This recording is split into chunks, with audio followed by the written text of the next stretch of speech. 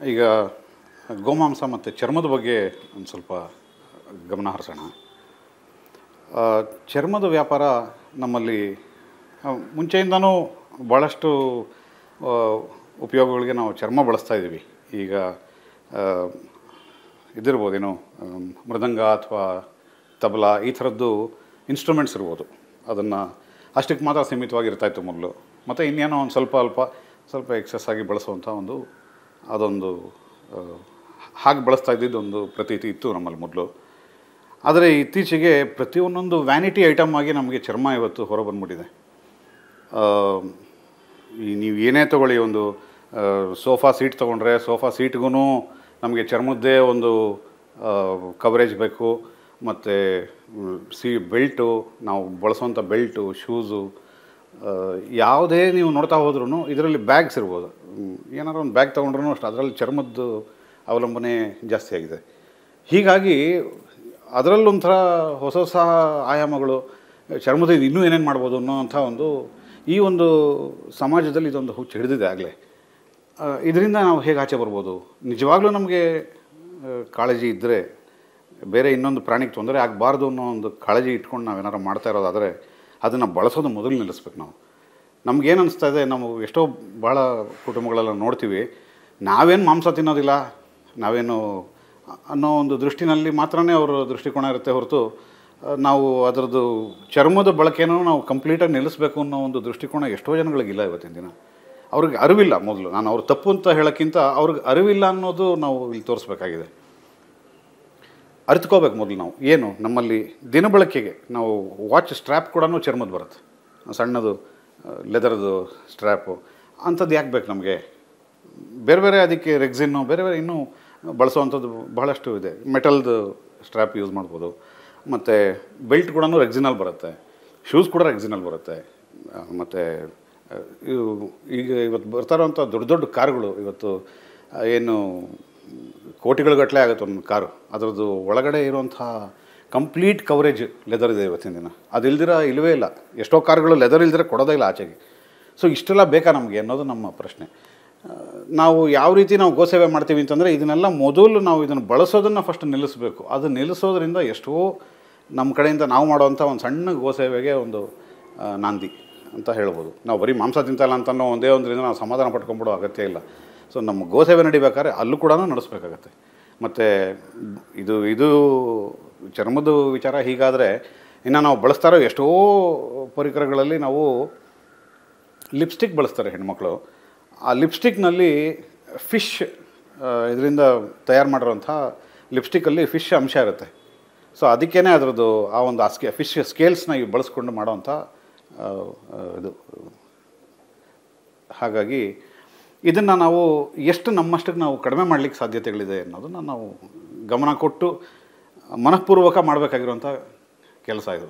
So ಇದ್ರ ಕಡೆ ಗಮನ ಹರಿಸ್ಬೇಕು ಒಂದು. ಮತ್ತು ಯಾಕೆ, ಮತ್ತು ಅದು ಅಲ್ದಿರ ನಾವು ರಫ್ತು ಎಷ್ಟಾಗ್ತಾಯಿದೆ, ಇದು ನಮ್ಮ ಬಳಕೆಗಾದರೆ ಇನ್ನು ರಫ್ತು ಎಷ್ಟು ಮಾಡ್ತಾಯಿದ್ದೀವಿ ಚರ್ಮದ ಇದು ಅಂತಂದರೆ, 2013ನೇ ಇಸ್ವಿಯಲ್ಲಿ 6.5 ಲಕ್ಷ kg ಚರ್ಮದ ರಫ್ತು ಆಗ್ತಾಯಿತ್ತು ನಮ್ಮ ದೇಶದಿಂದ. ಮತ್ತು 2014ರಲ್ಲಿ 3.5 ಲಕ್ಷಕ್ಕೆ ಇಳಿದಿದೆ ಅದು. ಆಮೇಲೆ ಈಗ 2015ನೇ ಇಸ್ವಿನಲ್ಲಿ 2.5 ಲಕ್ಷಕ್ಕೆ ಇಳಿದಿದೆ. ಇದು ಒಂಥರ ಒಳ್ಳೆಯ ಸೂಚನೆ ಅಂತಲೇ ಹೇಳಬೇಕು. ಆದರೆ ಇದು ವರ್ಷ ಕಡಿಮೆ ಆಗ್ತಾ ಬಂದು ಜನಕ್ಕೆ ಅರಿವು ಬಂದರೆ ಇದು ಒಳ್ಳೆಯದು. ಅರಿವು ಬರದೆ ಯಾವುದೋ ಬೇರೆ ಕಾರಣಾಂತರದಿಂದ ಇದು ಕಡಿಮೆ ಆಗ್ತದೆ ಅಂದರೆ ಅದು ಅಗೇನ್ ಡಿಸ್ಟರ್ಬಿಂಗ್ ವಿಷಯ ಅದು. ಸೊ ಇದನ್ನು ನಾವೆಲ್ಲರೂ ಮನಸ್ಸಿಟ್ಟು ಮಾಡಬೇಕಾಗಿರೋಂಥ ಒಂದು ಕೆಲಸ. ಆಮೇಲೆ ಚರ್ಮದ ವ್ಯಾಪಾರ ಒಂದಾದರೆ, ಇನ್ನು ಮಾಂಸನ ಎಷ್ಟು ರಫ್ತು ಮಾಡ್ತಾಯಿದ್ದೀವಿ ಅನ್ನೋದ್ರ ಬಗ್ಗೆ ಅದೊಂದು ಸ್ವಲ್ಪ ಯೋಚನೆ ಮಾಡಬೇಕು. ಮಾಂಸ ನಾವು ತಿನ್ನೋದಿಲ್ಲ, ಮತ್ತು ನಮ್ಮ ಸಮಾಜದಲ್ಲೂ ಅಷ್ಟೇ ಗೋಮಾಂಸ ಭಕ್ಷಣೆ ಅಷ್ಟಾಗಿ ನಾವು ನಮ್ಮ ಸಮಾಜದಲ್ಲಿ ಇಲ್ಲ ಅಂತನೋಂಥ ವಾದ ಒಂದು ಇದ್ದೇ ಇದೆ. ಆದರೂ ಇವತ್ತು ಮಾಂಸ ಯಾಕೆ ಇಷ್ಟೊಂದು ದನಗಳನ್ನ ಯಾಕೆ ಹಾಳು ಮಾಡ್ತಾಯಿದ್ದಾರೆ, ಮತ್ತು ಅದರದ್ದು ಯಾತಕ್ಕೆ ಈ ಒಂದು ನಿಟ್ಟಿನಲ್ಲಿ ನಾವು ಯೋಚನೆ ಮಾಡಲೇಬೇಕು. ಅದರಲ್ಲಿ ಎಲ್ಲ ಮಾಂಸಗಳಿಗಿಂತ ದನದ ಮಾಂಸ ಚೀಪ್ ಅನ್ನೋದೊಂದು ಮಾತು ಕೇಳ್ತೀವಿ ನಾವು. ಈ ವಿಚಾರ ಆದರೂ ಯಾಕೆ ಬರುತ್ತೆ? ನಮಗೆ ಚೀಪು ಅಥವಾ ತುಂಬ ಇದ್ರ ಬೆಲೆಯಲ್ಲಿ ಸಿಗ್ತದೆ ಮತ್ತು ದುಬಾರಿ ಆಯಿತಾ, ಈ ಒಂದು ವಿಚಾರ ಆದರೂ ನಾವು ಎಲ್ಲಿ ಯೋಚನೆ ಮಾಡೋಕ್ಕೆ ಸಾಧ್ಯ? ನಾವು ಪೂಜಿಸುವಂಥ ಒಂದು ವಸ್ತುನ ನಾವು ತಿನ್ನೋದಕ್ಕೆ ಯಾಕೆ ಈ ಥರ ಒಂದು ಯೋಚನೆ ಆದರೂ ಬಂತು ನಮ್ಮಲ್ಲಿ ಅನ್ನೋದಕ್ಕೆ ಒಂದು ಬೇರೆಯೇ ಇತಿಹಾಸ ಇದೆ ನಮ್ಮಲ್ಲಿ. ಸೊ ಅಷ್ಟು ತುಂಬ ಹಿಂದಕ್ಕೆ ಹೋಗದೇ ಇದ್ರೂ ಇದನ್ನು ಅಟ್ಲೀಸ್ಟ್ ನಮ್ಮ ಅರ್ಥಕೊಂಡಾದರೂ ನಾವು ಕಡಿಮೆ ಮಾಡಬೇಕಾಗುತ್ತೆ. ಇದರಿಂದ ಗ್ಲೋಬಲ್ ವಾರ್ಮಿಂಗ್ ಇರ್ಬೋದು ಅಥವಾ ಈ ಗ್ರೀನ್ ಹೌಸ್ ಎಫೆಕ್ಟ್ ಅಂತ ಏನಂತೀವಿ, ಇದೆಲ್ಲದೂ ಬಹಳಷ್ಟು ಕಾರಣ ಆಗ್ತಾಯಿದೆ ನಾವು ಮಾಂಸಾಹಾರಿಗಳಾಗಿರೋದ್ರಿಂದ. ಒಟ್ಟು ಮಾಂಸನ ತ್ಯಜಿಸಲೇಬೇಕಾಗಿರುವಂಥ ಒಂದು ಪರಿಸ್ಥಿತಿ ಇವತ್ತು ಬಂದು ಒದಗ್ತಾ ಇದೆ ನಮಗೆ. ಸೊ ಇವತ್ತು ಎಚ್ಚೆತ್ಕೊಳ್ಳೇಬೇಕು. ಮನುಕುಲ ಮತ್ತು ಬೇರೆ ಬೇರೆ ಆದಂಥ ಸ್ಪೀಷೀಸ್ ನಮ್ಮ ಭೂಮಿ ಮೇಲೆ ಇರೋವಂಥವು ಬದುಕಬೇಕು ಅಂತಂದರೆ ಮನುಷ್ಯ ಮಾಂಸ ಬಿಟ್ಟು ಸಸ್ಯಾಹಾರಿ ಆಗಬೇಕು ಅನ್ನೋದು ಇವತ್ತು ಎಷ್ಟೋ ಯುನೈಟೆಡ್ ನೇಷನ್ಸಲ್ಲೂ ಇವತ್ತು ಅದರದ್ದು ಚರ್ಚೆ ನಡೀತಾ ಇದೆ. ಹೀಗೆ ನಾವು ಆ ಮಾಂಸನ ಮತ್ತು ದನಗಳನ್ನ ಸಾಯಿಸೋದು ಮತ್ತು ಈ ಒಂದು ಆ ಒಂದು ಆ್ಯಕ್ಟಿವಿಟಿಯಿಂದನೇ ನಾವು ಆಚೆ ಬರಬೇಕಾಗಿದೆ. ಸೊ ಈ ದೃಷ್ಟಿನಲ್ಲೂ ನಾವು ನೋಡಬೇಕು ಮಾಂಸ ಎಷ್ಟು ರಫ್ತಾಗ್ತಾಯಿದೆ ಅಂತ ನಾವು ನೋಡಿದಾಗ 2013ರಲ್ಲಿ 13 ಲಕ್ಷ ಟನ್ ಮಾಂಸ ನಮ್ಮ ದೇಶದಿಂದ ಬೇರೆ ಬೇರೆ ದೇಶಗಳಿಗೆ ಹೋಗ್ತದೆ. ಯಾರು ಇದನ್ನು ತಿನ್ನೋರು ಹಾಗಾರೆ? ವೆಸ್ಟರ್ನ್ ಕಂಟ್ರೀಸ್ ಭಾಳಷ್ಟು ಜನ ಇದನ್ನು ಅವಲಂಬಿಸ್ತಾರೆ ಮತ್ತು ಗಲ್ಫ್ ಕಂಟ್ರೀಸ್ಗೆ ಹೋಗುತ್ತೆ. ಯಾವುದೇ ಭಾರತ ಬಿಟ್ಟು ಬೇರೆ ಕಡೆ ಎಲ್ಲ ಕಡೆನೂ ಭಾರತದ ದನಗಳ ಮಾಂಸನ ತುಂಬಾ ಇದರಿಂದ ನೋಡ್ತಾರೆ. ಮಾಂಸ ಬೇಕು ಅಂತ ಒಂದು ಬೇಡಿಕೆ ಬಂದಿದೆ. ಚೈನಾದವ್ರು ತೊಗೋತಾ ಇದ್ದಾರೆ ಈಗ, ಮತ್ತು ಇಂಡೋನೇಷ್ಯಾ ಇಂಥ ಕಡೆ ಎಲ್ಲನೂ. ಈಗ ಹೋದ ವರ್ಷದ ಒಂದು ಇದರಲ್ಲೂ ಅಷ್ಟೇ ನಮ್ಮಲ್ಲಿ ಮಾಂಸ ಮಾರಾಟಕ್ಕೆ ಅದಕ್ಕೊಂದು ಡಿಪಾರ್ಟ್ಮೆಂಟೇ ಇದೆ ನಮ್ಮಲ್ಲಿ. ಅದನ್ನು ಹೋಗಿ ಇಂಡೋನೇಷ್ಯಾದಲ್ಲಿ ಅದನ್ನು ಹೋದ ವರ್ಷ ತುಂಬ ಬೆನ್ಬಿಡದೆ ಹಿಡಿದು ಈ ಸಲ ಕೆಲಸ ಮುಗಿಸ್ಕೊಂಡು ಬಂದಿದ್ದಾರೆ. ಅಂದರೆ ಸರ್ಕಾರದ ಒಂದು ಅಂಥ ಕಡೆ ಪರ್ಸ್ಯೂ ಮಾಡೋವಂಥದ್ದು ಏನಿದೆ, ಈ ಥರದ್ದು ನಾವು ಮಾಡಬೇಕಾ ಅಂತ. ನಮ್ಮ ಭಾರತ ನಮ್ಗೆ ಗೊತ್ತಿರೋದು ಅಹಿಂಸಾವಾದ. ಗಾಂಧೀಜಿ ಇದ್ದರು ಮತ್ತು ಮೊದಲಿಂದನೂ ಅಷ್ಟೇ ಗೌತಮ ಬುದ್ಧ ಇವರೆಲ್ಲ ಹುಟ್ಟಿರೋಂಥ ನಾಡಿನಲ್ಲಿ ಮಾಂಸ ಮಾರಾಟ ಮಾಡೋದು ಮತ್ತು ಅದನ್ನು ಎಕ್ಸ್ಪ್ಯಾನ್ಷನ್ಗೆ ಹೋಗೋದು ಇದೆಲ್ಲ ನಮಗೆ ಬೇಕಾಗಿರೋ ವಿಚಾರನ ಅನ್ನೋದು ಒಂದು ದೊಡ್ಡ ಪ್ರಶ್ನೆ. 2013ರಲ್ಲಿ ಈ ಥರ ಒಂದು 11 ಲಕ್ಷ ಟನ್ ಮಾಂಸ ಮಾರಾಟ ಎಕ್ಸ್ಪೋರ್ಟ್ ಮಾಡಿದ್ದೀವಿ ನಾವು, ರಫ್ತಾಗ್ತಾಯಿದೆ. ಮತ್ತು ಅದಾದ ನಂತರ 13 ಲಕ್ಷ ಟನ್ 2014ರಲ್ಲಿ. ಈಗ 2015ರಲ್ಲಿ 15 ಲಕ್ಷ ಟನ್ನು ಎಕ್ಸ್ಪೋರ್ಟ್ ಆಗಿದೆ ದನದ ಮಾಂಸ. ಇದರಲ್ಲಿ ನಮ್ಮಲ್ಲಿ ಸರ್ಕಾರದಲ್ಲಿ ಹೇಳೋವಂಥದ್ದು ಒಂದು ವಿಚಾರ ಏನಪ್ಪ ಅಂದರೆ, ಇದರಲ್ಲಿ ದನ ಅನ್ನೋದು ಇಲ್ಲವೇ ಇಲ್ಲ, ಬರೀ ಎಮ್ಮೆಗಳದ ಮಾಂಸ ಅಂತ ಹೇಳ್ತಾರೆ. ಅಷ್ಟೊಂದು ಎಮ್ಮೆಗಳು ನಮ್ಮಲ್ಲಿದೆಯಾ ಅನ್ನೋದೊಂದು ಮೊದಲನೇ ಪ್ರಶ್ನೆ ಒಂದು. ಮತ್ತು ಅಷ್ಟಿದ್ರೂ ಅದನ್ನೇ ಕಡಿತಾ ಇದ್ದಾರಾ ಅಥವಾ ಬೇರೆ ಅದನ್ನು ಕಡಿತಾ ಇಲ್ವಾ ಅನ್ನೋದಕ್ಕೆ ಯಾವ ಥರ ಚೆಕ್ಸ್ ಆ್ಯಂಡ್ ಬ್ಯಾಲೆನ್ಸಸ್ ಇಲ್ಲ ನಮ್ಮಲ್ಲಿ. ಇದೇ ಮಾಡ್ತಾಯಿದ್ದಾರೆ, ಬರೀ ಅದೂ ಒಂದು ಪ್ರಾಣಿ ಅಂತಲೇ ಹೇಳಬೇಕು. ಆದರೆ ಎಮ್ಮೆ ಹಾಲು ನಾವು ಕುಡಿತಾ ಇಲ್ವ ಇವತ್ತಿನ ದಿನ? ಅದಕ್ಕಾಗಿ ಒಂದು ಗೌರವ ಸೂಚನೆ ಅಂತನಾದರೂ ನೀವು ಅದನ್ನು ನಿಲ್ಲಿಸ್ಬೇಕೋ ಬೇಡವೋ?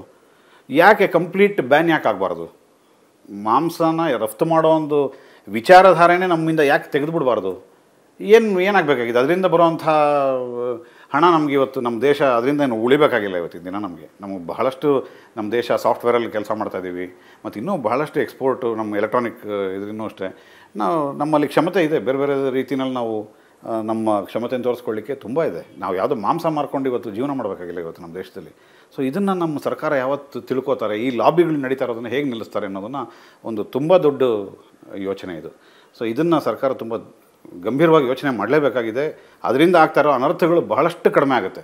ನಮ್ಮ ದನಗಳು ನಮ್ಮಲ್ಲಿ ಉಳ್ಕೊಂಡ್ರೆ ಮತ್ತು ಅದರಿಂದ ಆಗುವಂಥ ಬೆನಿಫಿಟ್ಸ್ ಏನು, ಅದನ್ನು ರೈತ ಹೇಗೆ ಬಳಸ್ಕೋಬೋದು. ಈಗ ಕಸಾಯಿಖಾನೆಗೆ ಕಳಿಸೋದಿಲ್ಲ ಅಂತಂದಾಗ ಅದನ್ನು ಹೇಗೆ ಬಳಸ್ಕೋಬೋದು ಅನ್ನೋ ರೀತಿಯಲ್ಲಿ ಯೋಚನೆ ಮಾಡಲಿಕ್ಕೆ ಶುರು ಮಾಡ್ತಾನೆ ಮನುಷ್ಯ. ಸೊ ಆ ರೀತಿಯಲ್ಲಿ ಚಿಂತನೆ ತರಲಿಕ್ಕೆ ನಾವು ಯಾಕೆ ಪ್ರಯತ್ನ ಪಡಬಾರ್ದು ಅನ್ನೋದಕ್ಕೆ ಸರ್ಕಾರಗಳು ಬಹಳಷ್ಟು ಕೆಲಸ ಮಾಡಬೇಕಾಗಿದೆ. ಯಾಕೆಂದರೆ ಅರಿತ ಜನಗಳು ಬಹಳಷ್ಟು ಜನ ಇದ್ದಾರೆ ಸರ್ಕಾರದಲ್ಲೂ. ಅವರೂ ಯಾವುದೋ ಒಂದು ಇದಕ್ಕೆ ಮಾರು ಹೋಗಿ ಇವತ್ತು ಇದೆಲ್ಲ ಅನರ್ಥಗಳು ನಡೀತಾ ಇದೆ. ಸೊ ಅಲ್ಲಿಗೆ ಯಾಕೆ ನಾವು ಇದನ್ನು ಲಿಂಕ್ ಮಾಡಬಾರ್ದು ಅನ್ನೋದು ಇದೊಂದು ವಿಚಾರ. ಇದರಲ್ಲಿ ಹೆಚ್ಚಾಗಿ ಮಾಂಸ ರಫ್ತು ಮಾಡ್ತಾ ಇರುವಂಥ ದೇಶಗಳು ಅಂತಂದರೆ ಒಂದು ಬ್ರೆಜಿಲ್ ಮತ್ತು ಇನ್ನೊಂದು ಅಮೇರಿಕಾ ಮತ್ತು ಆಸ್ಟ್ರೇಲಿಯಾ. ಇದು ಎಲ್ಲವನ್ನೂ ಬೀಟ್ ಮಾಡಿ ನಮ್ಮ ದೇಶ ಇವತ್ತು ಮುಂಚೂಣಿಯಲ್ಲಿದೆ. ಇವತ್ತು ಮಾಂಸ ಮಾರಾಟ ಮತ್ತು ಚರ್ಮದ ಮಾರಾಟದಲ್ಲಿ ಅಂತಂದರೆ ಇದಕ್ಕಿಂತ ಒಂದು ಕೆಟ್ಟ ಪರಿಸ್ಥಿತಿ ಇನ್ಯಾರಿಗೂ ನಾವು ಹೇಳ್ಕೊಳ್ಳಿಕ್ಕೆ ಸಾಧ್ಯ ಇಲ್ಲ. ನಮ್ಮ ತಲೆ ಎತ್ಕೊಂಡು ತಿರುಗಕ್ಕೆ ಒಂಥರ ಅಂಥ ಏನು ಹೆಮ್ಮೆ ಪಡುವಂಥ ವಿಚಾರನೇ ಅಲ್ಲ ಇದು. ಇದರಲ್ಲಿ ನಾವು ಮುಂದುವರಿಬೇಕಾಗಿದೆಯಾ ಮೊದಲನೇದಾಗಿ. ಮತ್ತು ಇದರಲ್ಲಿಂದ ಈ ಮಾಂಸದಿಂದ ಆಗ್ತಾ ಇರೋವಂಥ ಅನರ್ಥಗಳೇನು ಅನ್ನೋದೊಂದು ನಾವು ಯೋಚನೆ ಮಾಡಬೇಕು. FMD ಅಂತ ಒಂದು ರೋಗ ಮತ್ತು ಇನ್ಫ್ಲೂಯೆನ್ಸಾ ಅಂತ ಇನ್ನೊಂದು ಈ ಥರದ್ದು ಬಹಳಷ್ಟು ರೋಗಗಳು ಮಾಂಸ ತಿನ್ನೋ ವರ್ಗದಲ್ಲಿ ಕಾಣುತ್ತೆ. ಮತ್ತು ಮಾಂಸ ಮಾಂಸ ತಿಂದವ್ರಿಗೆಲ್ಲ ಈ ಥರ ಆಗುತ್ತೆ ಅಂತಂದರೆ ಯಾತಿಕ್ಕಾಗ್ಬೋದು ಅನ್ನೋದಕ್ಕೆ ಕೆಮಿಕಲ್ ಚೇಂಜಸ್ ಈ ದನಗಳನ್ನ ಕಡಿಯೋ ಒಂದು ರೀತಿ ಇದೆಯಲ್ಲ, ಇದು ಸಾಧಾರಣವಾಗಿ ಅವಕ್ಕೆ ಅರಿವಿಲ್ಲದೆ ಅವನ್ನ ಕತ್ತಲು ಮಾಡಿಬಿಟ್ರೆ ಅದು ಒಂದು ರೀತಿಯಲ್ಲಿ ನಿಮಗೆ ಮಾಂಸ ಸಿಗ್ಬೋದು. ಆದರೆ ಈ ಮಾಂಸವನ್ನು ತಗೊಳ್ಳೋದಕ್ಕೆ ಅಂತ ಹೇಳಿ ದನಗಳನ್ನ ಹೇಗೆ ಕತ್ತಲು ಮಾಡ್ತಾರೆ ಅಂದರೆ ಅವಕ್ಕೆ ಭಯ ಹಿಡಿಸಿ ಅದ್ರ ಕಣ್ಣು ಮುಂದೆನೇ ಬೇರೆ ದನಗಳನ್ನ ಕೊಯ್ಯೋದು, ಇದೆಲ್ಲ ಮಾಡಿ ಒಂಥರ ಒಂದು ಭಯದ ವಾತಾವರಣ ಸೃಷ್ಟಿಯಾಗ್ಬಿಟ್ಟಿರುತ್ತೆ ಸುತ್ತಲೂ. ಈ ಭಯದಲ್ಲಿ ಬಂದಿರುವಂಥ ದನಗಳನ್ನ ಸಾಯಿಸಿ ಅದರಲ್ಲಿ ಆ ಮಾಂಸದಲ್ಲಿ ಉತ್ಪತ್ತಿಯಾಗುವಂಥ ಎಷ್ಟೋ ಕೆಮಿಕಲ್ಸ್ ಇದೆಯಲ್ಲ, ಅದು ಮನುಷ್ಯನಿಗೆ ತುಂಬಾ ಆ್ಯಂಟಿಯಾಗಿ ಕೆಲಸ ಮಾಡುತ್ತೆ. ಅದರಿಂದ ಎಷ್ಟೋ ಹಾನಿಕಾರಕ ಕೆಮಿಕಲ್ಸು ಉತ್ಪನ್ನ ಆಗುತ್ತೆ ಬಾಡಿಯಲ್ಲಿ. ಸೊ ಅದನ್ನು ಸೇವನೆ ಮಾಡೋದ್ರಿಂದ ರೋಗಗಳು ಜಾಸ್ತಿ. ಸೊ ಇದು ನಮ್ಮ ಜನಗಳು ತುಂಬ ಇಂಪಾರ್ಟೆಂಟ್ ಇದನ್ನು ಅರ್ಥ ಮಾಡ್ಕೊಳ್ಳೋದಕ್ಕೆ ಫಸ್ಟು. ಏಕೆಂದರೆ ಅಂಥ ಒಂದು ಇನ್ಫ್ರಾಸ್ಟ್ರಕ್ಚರ್ ನಮ್ಮಲ್ಲಿ ಇಲ್ಲವೂ ಇಲ್ಲ. ಬೇರೆ ದೇಶಗಳಲ್ಲಿ ನಾವು ಏನು ಕತ್ಲು ಮಾಡಲಿಕ್ಕೆ ಅವರು ಬಳಸ್ತಾ ಇರೋವಂಥ ಇನ್ಫ್ರಾಸ್ಟ್ರಕ್ಚರ್ ನಮ್ಮಲ್ಲಿ ಮೊದಲಾಗಿಲ್ಲ. ಅಂಥ ಇನ್ಫ್ರಾಸ್ಟ್ರಕ್ಚರ್ ನಾವು ಬಿಲ್ಡ್ ಮಾಡೋದು ಮೊದಲು ಅಗತ್ಯನೇ ಇಲ್ಲ. ಯಾಕೆಂದರೆ ನಮ್ಮ ದೇಶ ನಮ್ಮ ನಾಡು ಅಂಥದ್ದಲ್ಲ, ಅದಕ್ಕಾಗಿ ಇರೋದಲ್ಲ. ನಮ್ಮದು ಸೌಹಾರ್ದಯುತವಾಗಿ ಬದುಕಬೇಕಾಗಿರುವಂಥ ಒಂದು ವಾತಾವರಣ ನಿರ್ಮಾಣ ಆಗಬೇಕು. ಪ್ರತಿಯೊಂದೊಂದು ಪ್ರಾಣಿ ಪಕ್ಷಿಗಳಲ್ಲಿ ಮತ್ತು ಇರೋವಂಥ ಜನಗಳಲ್ಲಿ ಆ ಒಂದು ಸಾಮರಸ್ಯ ಒದಗಬೇಕು. ಇದೆಲ್ಲ ಆಗಬೇಕಂತಂದರೆ ಮೊದಲು ಅಹಿಂಸಾವಾದವನ್ನು ನಾವು ಮನಃಪೂರ್ವಕವಾಗಿ ನಮ್ಮಲ್ಲೇ ನಾವು ಎಷ್ಟರ ಮಟ್ಟಿಗೆ ಒಪ್ಕೋಬೇಕು ಅನ್ನೋದನ್ನು ನಾವು ಮೊದಲು ನೋಡಬೇಕು. ಸೊ ಹೀಗಾಗಿ ಆ ರೋಗಗಳನ್ನು ನಾವು ತಡೆಗಟ್ಬೋದು ಈ ಮಾಂಸಾಹಾರವನ್ನು ಬಿಟ್ಟು ಸಸ್ಯಾಹಾರಿಗಳಾಗೋದ್ರಿಂದ. ಇದು ಒಂದು ಒಳ್ಳೆಯ ವಿಚಾರ ಅಂತಲೇ ತಗೋಬೇಕಾಗತ್ತೆ. ಹಾಗಾಗಿ ಮಾಂಸಾಹಾರವನ್ನು ನಾವು ಆದಷ್ಟು ಬೇಗ ಕಡಿಮೆ ಮಾಡ್ಕೋತಾ ಬರೋದರಲ್ಲಿ ನಮ್ಮ ದೇಶ ಮುಂಚೂಣಿಯಲ್ಲಿರೋದು ತುಂಬ ಶ್ರೇಷ್ಠಕರವಾದ ವಿಚಾರ. ಇದರ ಕಡೆ ನಾವು ಖಂಡಿತವಾಗ್ಲೂ ಗಮನ ಕೊಡಲೇಬೇಕು, ಸರ್ಕಾರಗಳು ಗಮನ ಕೊಡಲೇಬೇಕು.